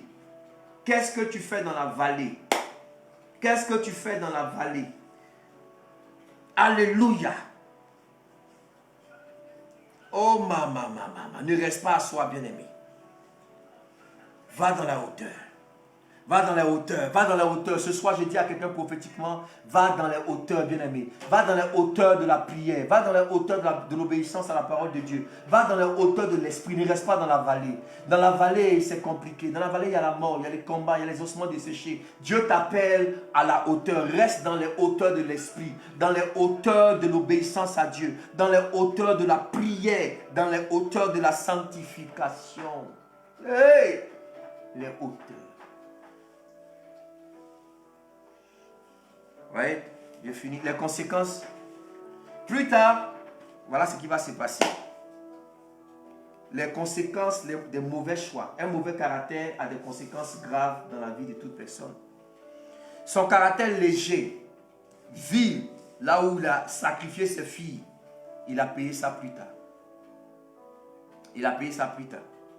La Bible déclare, mais avant d'arriver à là, vous voyez, il dit, il craignait de rester à soi. Il craignait de rester à soi. Donc c'est parce qu'il avait peur de rester à soi qu'il est allé sur les hauteurs. Bien-aimés, arrêtons d'obéir à Dieu à cause de la pression de la peur. Vous comprenez? Et il y a beaucoup de chrétiens, ils ne font la volonté de Dieu que lorsqu'ils ont peur. La raison pour laquelle Lot est parti sur les montagnes, pas parce qu'il voulait obéir à Dieu, hein, c'est parce qu'il avait peur de rester à soi. On va le tuer là-bas. Et donc il avait peur. Donc il est parti. Beaucoup de chrétiens obéissent à Dieu sous l'effet de la contrainte, de la peur. Hein? Les chrétiens viennent à l'église parce qu'ils ont peur que le pasteur parle, ils ont peur que, voilà, qu'il y ait des problèmes. Les chrétiens prient parce qu'ils ont peur que les sorciers viennent les... Tu pries parce que tu as peur des sorciers. Les chrétiens viennent à la dîme parce qu'ils ont peur que le dévoreur vienne dévorer la vie. Mais tu fais tout par peur. Je prie que tu fasses les choses par amour maintenant. Par amour. Obéir à Dieu par amour. Tu dois prier par amour. Tu dois donner à Dieu par amour. Tu dois venir à l'église parce que tu aimes Dieu. Tu aimes la présence de Dieu. Ce n'est pas parce que tu as peur du pasteur. Tu as peur qu'il t'arrive malheur. Non, fais les choses par amour. L'autre a son caractère. Il fait tout par peur. Il fait tout par peur. Il ne fait rien par amour. Il ne fait rien par amour. L'obéissance, yes, docteur, doit être libre et joyeuse. C'est-à-dire que pas parce que tu as peur. Quand tu viens donner à Dieu, là, tu es content parce que tu donnes avec joie, parce que tu aimes Dieu. Pas parce que si je n'ai pas donné, le dévoreur va détruire mes affaires, mon salaire, si je n'ai pas donné à Dieu, j'aurai des problèmes, et il ne serait pas béni. Arrête. Il faut changer de dimension, il faut grandir. Alléluia. Et enfin, quand il va se retrouver dans la caverne avec ses filles, la Bible déclare, verset 31, l'aîné dit à sa plus jeune, notre père est vieux. Il n'y a point d'homme dans la contrée pour venir vers nous, selon l'usage de tous les pays. Viens, faisons boire du vin à notre père et couchons avec lui, afin que nous conservions la race de notre père. Elles firent boire du vin à leur père cette nuit-là. L'aîné alla coucher avec son père. Il ne s'en aperçut ni quand elle se coucha, ni quand elle se leva. Le lendemain, l'aîné dit à la plus jeune, voici, j'ai couché la nuit dernière avec mon père. Faisons-lui boire du vin encore cette nuit. 2 jours successifs. Et va coucher avec lui, afin que nous conservions la race de notre père. Elle fit boire du vin à leur père encore cette nuit-là, et la cadette alla coucher avec lui. Il ne s'en aperçut ni quand elle se coucha, ni quand elle se leva. Les 2 filles de Lot devinrent enceintes de leur père. Fort, hein? L'aînée enfanta un fils qu'elle appela du nom de Moab. C'est le père des Moabites jusqu'à ce jour. La plus jeune enfanta aussi un fils qu'elle appela du nom de Ben-Ami. C'est le père des Ammonites jusqu'à ce jour. Histoire. Frère, c'est l'affaire est grave. Ce que Lot a fait quand il a voulu sacrifier ses filles pour son intérêt. Ses filles aussi l'ont sacrifié pour leur intérêt. Vous comprenez? Ce Lot qui était capable, il était prêt à livrer ses filles pour que toute une ville couche avec elle là. s'est retourné contre lui-même. Vous voyez les retombées? Et il est retombé de ça. Les retombées du chapitre 19 là, c'est arrivé. Ses filles sont venues coucher. Mais comment les filles ont pensé? Vous comprenez par là que, à force d'habiter à Sodome et Gomorrhe, peut-être qu'elles sont nées dans la ville, il y a des choses qui ne les choquaient pas. Parce que Sodome et Gomorrhe, l'inceste, ce n'est pas un problème.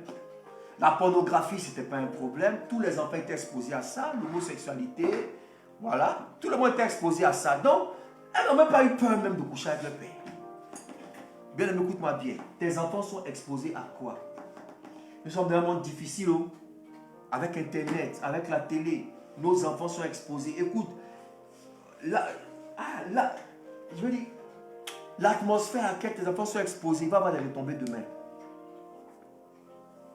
Parfois, on dit non, c'est normal. Parfois, des enfants, moi, je vois des enfants petits, même à l'école maternelle, quand ils viennent à la maison, maman demande, oui, et papita, tu vas bien? Mais à l'école, c'est qui ton copain? C'est qui ton petit copain? Mon petit copain, il est là. Ah oui, il est juste ton petit copain. Mais tu acceptes que ta fille, 5 ans, à l'école, tu acceptes qu'elle a un petit copain. Demain, tu serais étonné qu'elle est en 6e, à 14, elle vient une grossesse. Mais tu lui as parlé de son petit copain quand elle avait 5 ans. À quoi tu exposes tes enfants? Non. Ariel ne peut pas avoir petit copain. Il faille 10 fois. Ah! Bien ami. Écoutez-moi bien. Lot a exposé ses filles. Je vais revenir à ça dans le choix de l'atmosphère. Il a exposé ses filles à l'impiété, à la souillure, à la dépravation des mœurs. Ce n'était pas étonnant qu'elles viennent coucher avec leur père. Et la Bible déclare, regardez les conséquences du mauvais choix. Elles ont enfanté 2 fils qui étaient les pères de 2 nations. C'était des cousins d'Israël, mais Dieu a dit qu'il ne veut pas que les enfants d'Israël aient des relations avec les Moabites et les Ammonites. Ils sont devenus des peuples ennemis. Ah, parce que c'était des peuples incestueux. Et quand vous allez plus loin, plus tard, vous allez vous souvenir que Balak était le roi de Moab. Balak qui a appelé Balaam pour maudire Israël, il venait de Moab.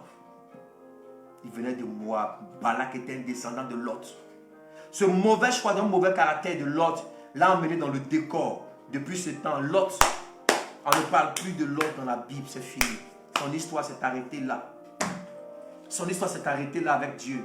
Pourtant, il a bien commencé. Pourtant, il était un enfant de Dieu. Pourtant, il a bien suivi Abraham. Pourtant, il a épousé la foi d'Abraham. Mais c'est fini. Il est rentré dans le décor. Il était le père de 2 peuples ennemis d'Israël. Et c'est fini. Donc, quand on parle de Lot, la seule référence, c'est Moab, c'est Ammon. Et Jésus dit, en parlant de Lot dans Luc 17, que ce qui arriva du temps de Lot arrivera au jour du Fils de Dieu. Les hommes mangeaient, buvaient, ils se livraient à toutes sortes de plaisirs. Et puis, jusqu'à ce que le feu descende, c'est ainsi que le Fils de l'homme viendra. Bien aimé, Lot est entré dans le décor. Lot a perdu sa destinée à cause du mauvais choix ou bien du choix d'un mauvais caractère. Je veux vous laisser ce soir avec la grâce de Dieu et l'invitation à faire le choix d'un bon caractère avec Dieu. Notre caractère provient de notre éducation, provient de notre mentalité et des choses auxquelles nous avons l'habitude d'être exposés à une manière de vivre. Mais nous avons la grâce, avec le Saint-Esprit, la parole de Dieu, de changer de caractère, C'est très important parce que le caractère que tu as aujourd'hui déterminera ta vie de demain et même tes enfants. Regarde comment les filles de Lot, ont fini. Regarde comment elles ont fini. Elles sont allées coucher avec leur père. Pourquoi? Parce qu'elles étaient exposées à la pornographie, exposées à l'homosexualité, exposées à toutes ces choses. Et nous prions pour nos enfants. Le monde est devenu terrible. Aujourd'hui, ces choses sont en train de monter. Ça devient normal, naturel. L'homosexualité, la masturbation. Nos enfants sont exposés à ça. Et il y a des coachs même sur le net qui encouragent les hommes à faire ça, qui encouragent les femmes. J'ai vu ça une fois, une femme qui dit aux femmes, oui, allez-y, masturbez-vous, c'est normal, donnez-vous du plaisir. Et puis oui, comment le diable pointe des gens pour que les démons rentrent dans le corps des gens. Et beaucoup de chrétiens comme ça se cachent dans ces liens de masturbation, de pornographie, ils souffrent. Il y a la porte d'une délivrance pour vous au nom de Jésus. Quelqu'un me dit amen. Bien aimé, donc nous allons nous arrêter là aujourd'hui pour prier vraiment pour le choix d'un bon caractère. Lot a mal fini parce qu'il était ingrat, il était déloyal, il était vil et léger, il avait une mentalité médiocre. Et vous voyez comment il est entré dans le décor, comment il a perdu sa femme, comment ses filles, sa famille a été complètement, voilà, balayée quoi, à cause du choix d'un mauvais caractère. Que le Seigneur vous bénisse. Que le Seigneur vous accorde sa grâce. Merci de nous avoir écoutés. Merci d'être restés connectés. Nous allons prier pour vraiment que Dieu nous aide. N'oubliez pas, notre caractère est important. Nous pouvons être nous pouvons avoir beaucoup d'argent, mais notre caractère peut détruire ces choses. Parfois, on dit même dans le ministère, l'onction attire, mais le caractère, c'est ça qui établit. N'est-ce pas? Les gens peuvent venir vers vous, mais si vous avez un mauvais caractère, vous allez chasser les gens loin de vous. On parle même dans le mariage. Voyez un peu, le caractère est important. La beauté attire, mais c'est le caractère qui maintient. Une femme peut être très belle, attire, mais si elle n'a pas un bon caractère, elle va détruire son ménage. Un homme peut être bien, tout, mais s'il a un mauvais caractère, il peut détruire sa destinée, détruire son travail. Votre caractère est très important avec Dieu. Votre caractère, c'est ce qui vous ouvrira les portes du ciel. Votre caractère vous donnera de l'honneur sur la terre. Votre caractère vous procurera du respect. N'est-ce pas? On vous respectera à cause de votre caractère. C'est très important. Mais si vous perdez tout, ne perdez pas le caractère de l'honneur. L'autre a vendu le caractère de l'honneur pour des richesses temporaires. Il a tout perdu après. Vous pouvez perdre votre maison, perdre de l'argent, perdre beaucoup de choses, mais ne perdez jamais votre honneur. Gardez le caractère de l'honneur. L'honneur oblige. Alléluia. Et quand vous avez le caractère de l'honneur, il y a des choses que vous ne pouvez pas faire. Des choses que vous ne pouvez pas accepter à cause de l'honneur. L'honneur, c'est ce qui nous donne des limites à notre destinée pour dire ça. Je ne peux pas franchir ça parce que je suis un homme d'honneur. Je suis une femme d'honneur. Alléluia. Il y a des choses que on ne te voit pas, tu peux faire, mais tu dis non, je suis un homme d'honneur. Je ne peux pas faire, je suis une femme d'honneur. C'est très important. Et l'héritage le plus important que vous laisserez à vos enfants, c'est le caractère de l'honneur. C'est l'honneur. C'est l'honneur, c'est l'honneur. L'autre a perdu l'honneur, il a perdu sa destinée. Il a perdu sa destinée, il avait un mauvais caractère. Ce soir, nous voulons prier que Dieu nous aide à avoir un bon caractère, au nom de Jésus.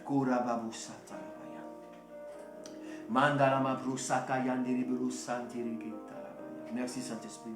Prions ensemble, bien-aimés, là où vous êtes. Prions ensemble, demandant à Dieu de nous aider à avoir un bon caractère. C'est important. Dieu est prêt à nous bénir. Il est prêt à donner l'onction, l'argent, les richesses. Mais Dieu insiste sur le caractère, le choix d'un bon caractère. Prions ensemble pendant une minute. Prions ensemble pendant une minute. Oh Marababou Sakayade. Mets la main sur ton cœur et prie pour ton caractère. On a cité seulement 4 choses, mais il y a beaucoup de choses. Que Dieu t'aide à avoir un bon caractère, un homme fidèle, un homme loyal, fidèle dans tes engagements.